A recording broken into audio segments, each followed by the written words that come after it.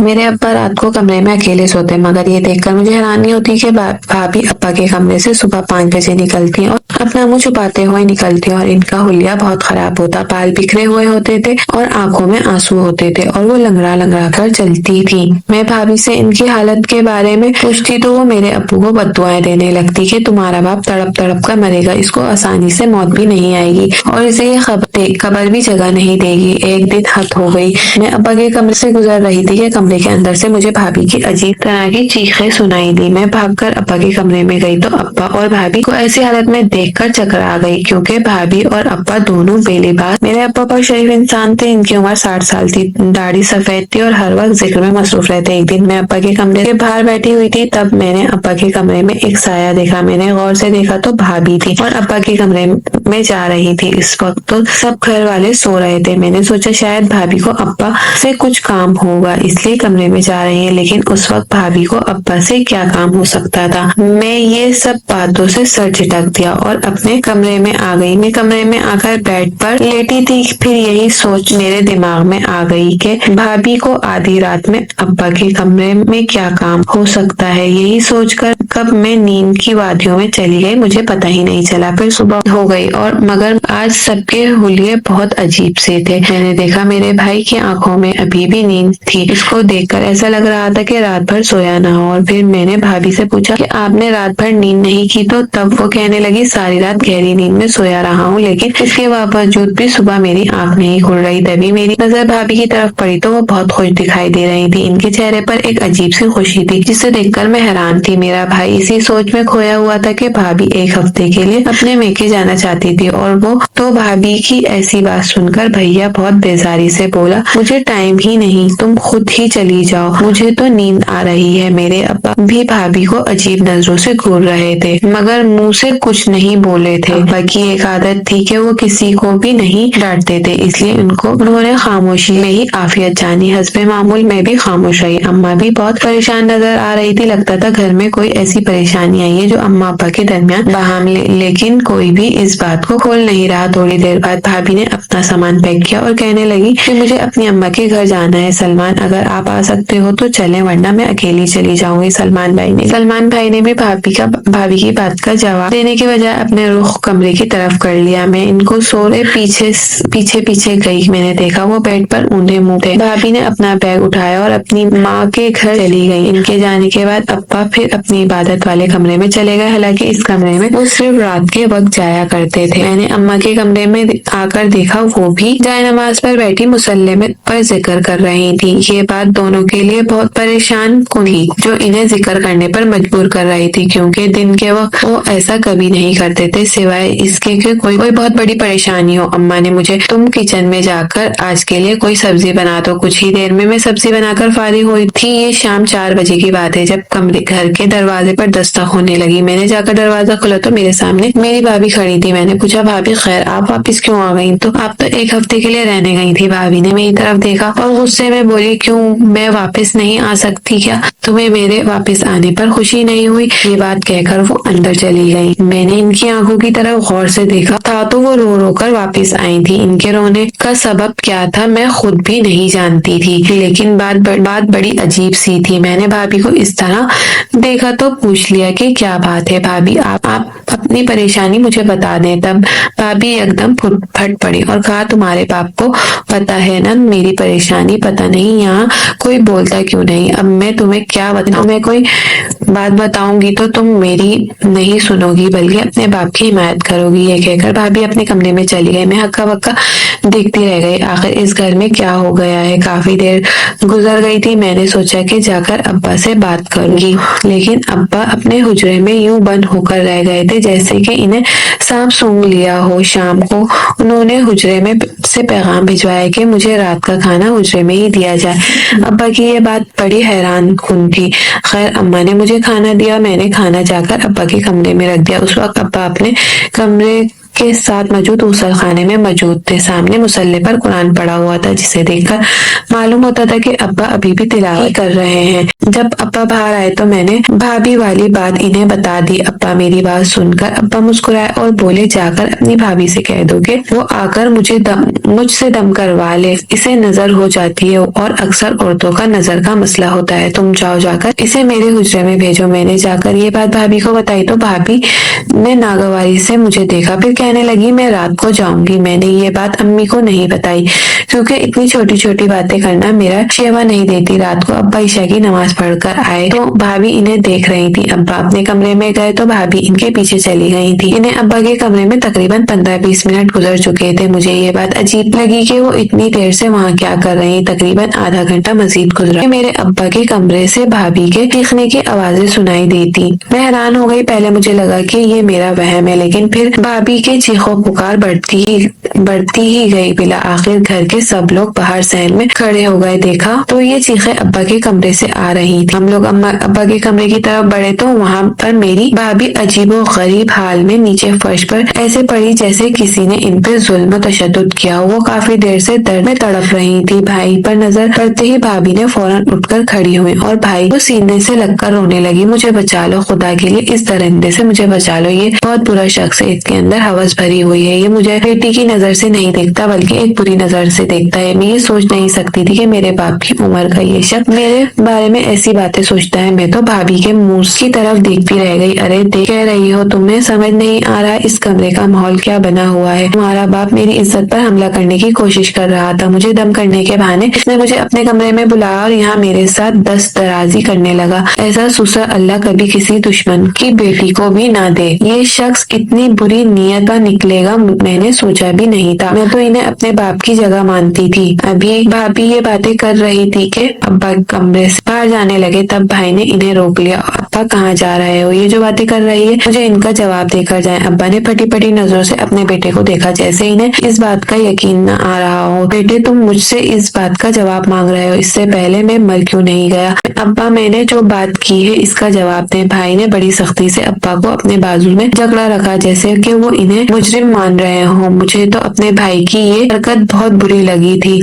मैं ये सोच नहीं सकती थी कि अब्बा इतनी गिरी हुई हरकत करेंगे, लेकिन पता नहीं क्यों हालात ही ऐसे बन गए थे कि हम सब अब्बा पर शक करने लगे थे। हालांकि अब्बा ऐसे नहीं थे, वो हर वक्त अपने कमरे में बंद रहते, किसी से बातचीत ना करते। हमें इनके बारे में ज्यादा इल्म या तेरी बात में पर एक मेरी अम्मी बोल पड़ी। वो कहने लगी, मैं अपने शौहर को अच्छे से जानती हूँ। मैंने आपके साथ जिंदगी के 40 साल गुजारे हैं, आप ऐसा नहीं कर सकते। मेरे अब्बा की ये बात सुनकर वहीं पर बैठ गए थे। जब भाई ने अपनी बीवी को लेकर कमरे से बाहर आ गया, मैंने देखा भाई अपनी बीवी से वादे और कस्में निभा रहा था, जबकि भाभी मुंह भर भर कर मेरे अब्बा पर इल्जाम लगा रही थी। कहने लगी कि मैंने आपके अब्बा की वजह से बोलती नहीं, आपका रिश्ता उनके साथ एहतराम और अकीदत का है, लेकिन वो मुझे हमेशा इसी नजर से मुझे देखते थे। इससे पहले मैं बहुत बार ऐसा हो चुका है, लेकिन मैंने आपको नहीं बताया। बस अब मुझे जल्दी से इस घर से दूर ले जाएं ताकि हम दोनों अलग रह सके। मैं अपने कमरे में आ गई थी, मगर सुबह हम सब पर एक और कयामत आने वाली थी। अब्बा नाश्ते पर नहीं आए। अम्मा ने मुझसे पूछा कि तुम जाकर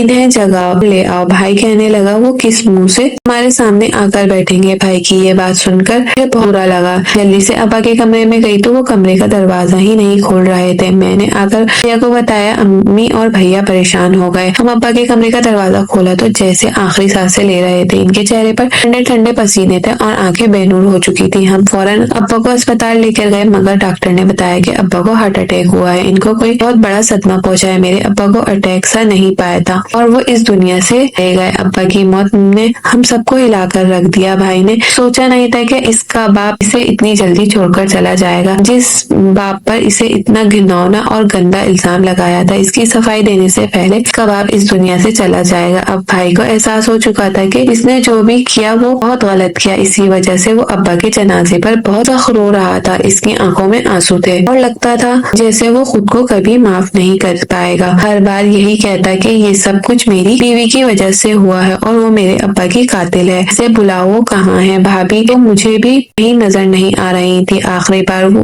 मुझे तब मिली जब हम अब्बा को अस्पताल ले जा रहे थे और इसने मुझे सफेद रंग की शाल लाकर दी थी। इसके बाद वो मुझे नजर नहीं आई। मैं अम्मा से पूछा। वो कहने लगी, खुदा गारत करे इसे, वो जहाँ गई है दफा होने दो, अब इसका नाम मत लेना। अम्मा की आंखों में मैं अपनी बहू بہو کے لیے غصہ تھا، جبکہ بھائی بھی اپنی بیوی سے ناراض تھا۔ ہم لوگ اپنے ابا کے جنازے کفن دفن میں لگے ہوئے تھے۔ سب لوگوں نے ہم وہاں سے پوچھا اب آپ کے ابا کیسے اللہ کو پیارے ہو گئے۔ اب ہم انہیں کیا بتاتے، ابا کو کیا صدمہ پہنچا تھا، لیکن بھابھی کی گمشدگی اب ہمیں کھٹک رہی تھی اور پریشان بھی کر رہی تھی۔ سب لوگ بھابھی کا پوچھ رہے تھے اور ہم بھابھی کے ماں باپ سے پوچھا آپ کی بیٹی کہاں ہے، تو وہ کہنے لگے وہ تو ہمارے گھر نہیں آئی۔ بھابھی کی ماں بھی اپنی بیٹی سے ناراض لگتی تھی، لیکن ہمارے سامنے برہم رکھا ہوا تھا، ہم سے اپنی بیٹی کے خلاف کوئی بات نہیں کی تھی، لیکن وہ پریشان وہ بھی تھی۔ ہمارے ابا کی تدفین ہو چکی تھی، گھر سے سب مہمان جا چکے تھے، مگر بھابھی صبح سے غائب تھی۔